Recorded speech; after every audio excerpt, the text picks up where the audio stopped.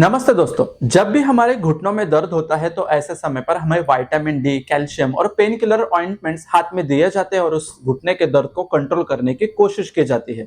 लेकिन जब भी हम इस मेडिसिन का प्रयोग करते हैं तो उससे हमें कोई भी प्रकार का रिलीफ नहीं मिलता। उसके बाद डॉक्टर्स हमें नी ट्रांसप्लांट की सर्जरी का ऑप्शन देते हैं। क्या आपको भी नी ट्रांसप्लांट की सर्जरी बताई है?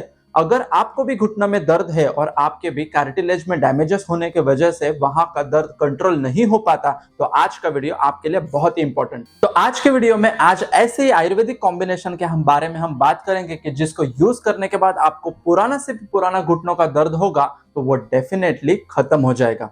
वीडियो काफी इंफॉर्मेटिव है, अंत तक जरूर देखिए।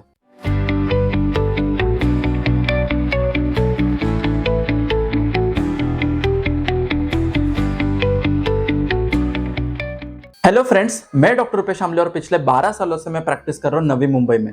जब भी घुटनों के दर्द का कोई पेशेंट हमारे सामने आता है तो उसको हम 3 कैटेगरीज में डिवाइड करते हैं। बेसिकली घुटनों के दर्द जो होते हैं वो 3 ही फैक्टर्स के वजह से हो सकते हैं। इसमें सबसे पहला फैक्टर होता है न्यूट्रिशनल डेफिशिएंसी, दूसरा फैक्टर होता है बोन्स एंड मसल्स का प्रॉब्लम और तीसरा फैक्टर होता है लिगामेंट्स एंड टेंडन्स का प्रॉब्लम। और इन तीनों कैटेगरीज को अगर हम अच्छी तरह से देखते हैं तो आयुर्वेदिक साइंस के हिसाब से इसमें बढ़ा हुआ वातदोष ही रिस्पॉन्सिबल होता है जिससे कि घुटनों में दर्द हो जाता है। घुटनों के जो दर्द होते हैं इसमें किस प्रकार के लक्षण दिखाई देते हैं? बेसिकली घुटनों में जो दर्द होता है वो काफी इंटेंस दर्द होता है। खड़े रहने के बाद या चलने के बाद हमें वो दर्द बढ़ जाता है। किसी किसी व्यक्तियों को आराम करते समय ये दर्द बढ़ा हुआ प्रतीत होता है। दूसरी बात, इसमें स्वेलिंग काफी ज्यादा आ जाती है। तीसरी बात, इसमें घुटनों के दर्द के साथ साथ वहां का जो स्पर्श होता है वो भी उष्ण हो जाता है, क्योंकि उस एरिया में जाने वाला जो ब्लड सप्लाई होता है वो बढ़ जाता है, जिस वजह से वहां पर उष्ण स्पर्श आ जाता है। इसी के साथ साथ वहां पर इन्फ्लेमेशन काफी बढ़ी हुई जाती है। चलते समय हमें उसमें से आवाज आने लगता है, जिसी को मेडिकल लैंग्वेज में क्रेपिटेशंस भी कहा जाता है। या उठते बैठते समय हमें काफी स्टिफनेस होता है, जो कि हम नी जॉइंट की मूवमेंट अच्छी तरह से नहीं कर सकते। वहां की जो रेंज ऑफ मूवमेंट होती है वो कम हो जाती है। हमारे खुद के शरीर का वजन हम हमारे घुटनों पर नहीं ले सकते। तो ऐसे सारी कंडीशन या सारे लक्षण उस नी जॉइंट पेन में तैयार हो जाते हैं, या नी जॉइंट में किसी भी प्रकार की डिफिकल्टी आती है तो उसमें तैयार हो जाते हैं। नी जॉइंट को अगर हम अप्रोच करते हैं तो इसका डायग्नोसिस कैसे करना चाहिए? बेसिकली आपको एक एक्सरे करा कर ये कंफर्म करा लेना चाहिए कि आपकी बोन्स की जो इंटीग्रिटी है वो अच्छी तरह से है या नहीं।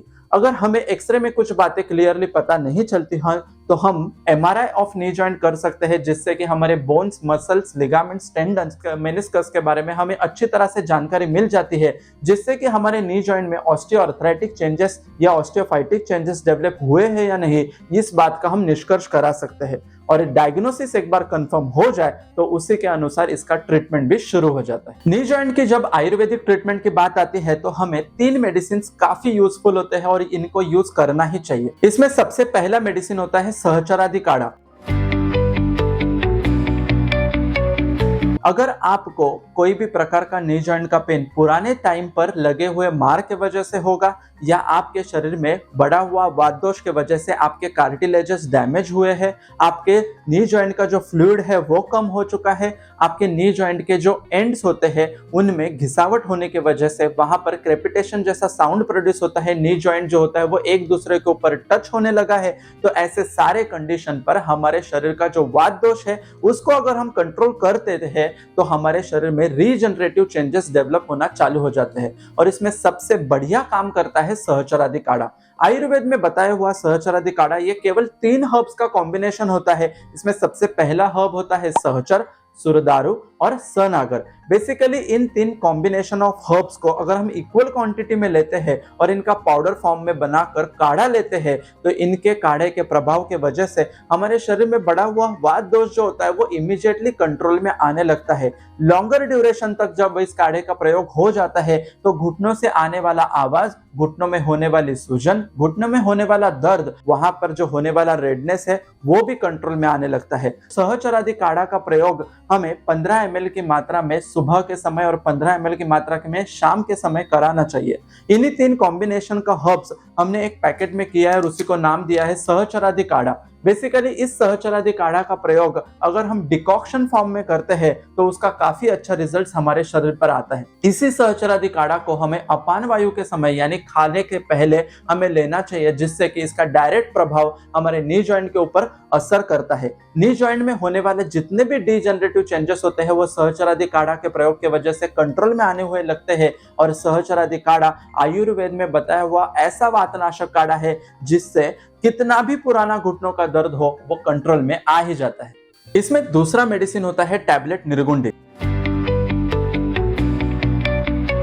बेसिकली सहचरादी काढ़ा के प्रयोग की वजह से हमारे शरीर में जो बढ़ा हुआ वात दोष है वो तो कंट्रोल में आ जाता है, लेकिन आपके नी जॉइंट में भी वात दोष बढ़ा हुआ है उसको कंट्रोल में लाने के लिए हमें कुछ ऐसे पोटेंट हर्ब्स चाहिए होते हैं जो लोकली उस नी जॉइंट में जाकर वहां का वात दोष कंट्रोल कर सके। और इसीलिए सबसे बढ़िया हर्ब्स होते हैं निर्गुंडी, अश्वगंधा, त्रिफला, कैशोर गुग्गुल, ऐसे सारे हर्ब्स की जो कॉम्बिनेशन टैबलेट है वो है टैबलेट निर्गुंडी। और इसी के प्रयोग के वजह से हमारे नी जॉइंट में जितना भी प्रकार का इन्फ्लामेशन होता है या फिर वहां पर जो कार्टिलेज डैमेज हुआ रहता है उसको रिपेयर करने का काम टैबलेट निर्गुंडी करता है। टैबलेट निर्गुंडी जैसे ही शरीर में जाती है तो कार्टिलेज डैमेज जो होता है वो रिपेयर होने लगता है और इसीलिए वहां पर फिर से साइनोवियल फ्लूइड एक्यूमुलेट होना चालू हो जाता है, जिससे कि आपको चलते समय वो जो लुब्रिकेशन है वो आसानी से मिल सके। बेसिकली निर्गुंडी के प्रयोग के बाद हमने देखा है कि बहुत सारे पेशेंट्स का जो दर्द होता है वो कंट्रोल में आ जाता है, इसीलिए वहां का जो स्टिफनेस है वो भी कंट्रोल में आ जाता है और रेंज ऑफ मूवमेंट बढ़ने लगती है। आहिस्ते आहिस्ते निर्गुंडी के प्रयोग की वजह से नी जॉइंट में जितने भी मसल्स, लिगामेंट्स और टेंडन्स होते हैं इनमें स्ट्रेंथ आने लगता है, जिससे कि पेशेंट उसकी मोबिलिटी की एक्टिविटी बढ़ा सकता है। जैसे जैसे मोबिलिटी की एक्टिविटी बढ़ते चालू हो जाती है तो उनका कॉन्फिडेंस बढ़ने लगता है और इस बात का एश्योरेंस उनको मिलता है कि हमें कोई भी प्रकार का ऑपरेशन नहीं कराना पड़ेगा। बेसिकली जितने भी प्रकार के ऑस्टियोफाइटिक और ऑस्टियोआर्थराइटिक चेंजेस होते हैं इनमें डीजनरेशन काफी ज्यादा मात्रा में हुआ रहता है और निर्गुंडी के प्रयोग के वजह से, इसी टैबलेट के प्रयोग के वजह से वहां का रीजनरेटिंग एक्टिविटी फिर से डेवलप होना चालू हो जाता है। इस टैबलेट निर्गुंडी को हमें सुबह एक गोली नाश्ता करने के बाद, एक गोली दोपहर के खाने के बाद और एक गोली रात को खाने के बाद लेनी है। इसी प्रकार से जब हम इस टैबलेट को लेते हैं तो हमारे शरीर में कोई भी प्रकार की साइड इफेक्ट्स प्रोड्यूस नहीं होती और इसी के प्रयोग के लगभग 3 से 4 दिनों में हमें घुटनों के दर्द में काफी अच्छा रिलीफ मिलना चालू हो जाता है। सहचरादी काढ़ा और टैबलेट निर्गुंडी के एकत्रित प्रयोग के वजह से वहां पर रीजनरेटिंग एक्टिविटी और वात दोष को कम करने का प्रॉपर्टी दोनों साथ में डेवलप होने की वजह से नी जॉइंट वाला जो पेशेंट होता है वो काफी रिलीफ महसूस करता है। और इसमें तीसरा मेडिसिन है समन्वय मसाज ऑयल। बेसिकली घुटने का दर्द वाला जो पेशेंट होता है इनमें दर्द इतना ज्यादा होता है कि उनको ऐसी कुछ चीज चाहिए जिससे उनका दर्द जो है वो इंस्टेंटली कम हो जाए। वात दोष अगर बढ़ा हुआ रहता है तो उसी वजह से हमारे घुटनों में दर्द है और वात दोष को कम करने में सबसे पोटेंट मेडिसिन अगर कोई है तो वो होता है ऑयल।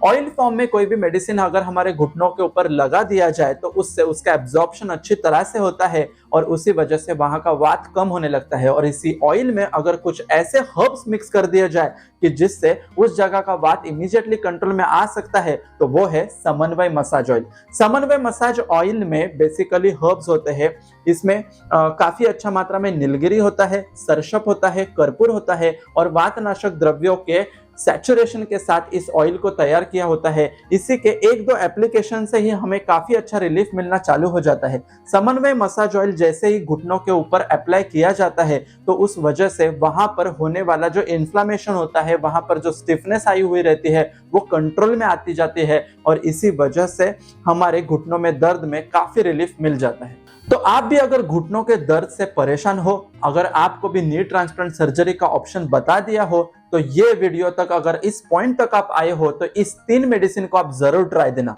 इसमें सबसे पहला मेडिसिन था सहचरादी काढ़ा, दूसरा मेडिसिन था टैबलेट निर्गुंडी और थर्ड मेडिसिन था समन्वय मसाज ऑयल। इन तीनों के कॉम्बिनेशन से नी जॉइंट का पेन कितना से भी पुराना हो तो वो डेफिनेटली कंट्रोल में आ जाता है। सहचरादी काढ़ा अगर लगभग हम 4 महीनों तक यूज करते हैं तो हमारे नी जॉइंट में एक्सरे में दिखाई देने वाले रिवर्सिबल चेंजेस डेवलप होना चालू हो जाते हैं। नी जॉइंट का दर्द बहुत सारे लोगों में उनके शरीर में होने वाले न्यूट्रिशनल डेफिशिएंसी के वजह से भी होता है। तो इन्हीं कॉम्बिनेशन के साथ अगर आप अच्छी मात्रा में विटामिन डी लेते हो, सप्लीमेंट्स लेते हो, कैल्शियम के सप्लीमेंट्स लेते हो, अच्छी तरह से रेस्ट लेते हो और मेंटल स्ट्रेस अगर आप कम रखते हो तो पुराना से पुराना घुटनों का दर्द भी आप कंट्रोल कर सकते हो। ओल्ड एज पेशेंट में भी इसी कॉम्बिनेशन से काफी अच्छे रिजल्ट दिखाई देते हैं। अगर आपको भी अर्थराइटिस से रिलेटेड किसी भी प्रकार का कंसल्टेशन कराना होगा तो हमारे क्लिनिक के टीम के साथ आप कांटेक्ट कर सकते हो। ऐसा ही हमारा पेज इंस्टाग्राम पर भी है, डॉक्टर आमले रूपेश नाम से, आप वहां पर भी मुझे फॉलो कर सकते हो। ऐसे ही नॉलेजेबल और इन्फॉर्मेटिव वीडियोस के लिए मेरे चैनल को सब्सक्राइब कीजिए, बेल बटन दबाना मत भूलिए। निरोगी सेहत का वादा करता है दुर्वा आयुर्वेदा। मिलते हैं ऐसे ही नॉलेजेबल और इन्फॉर्मेटिव कंटेंट के साथ अगले वीडियो में, तब तक के लिए धन्यवाद। Thank you so much.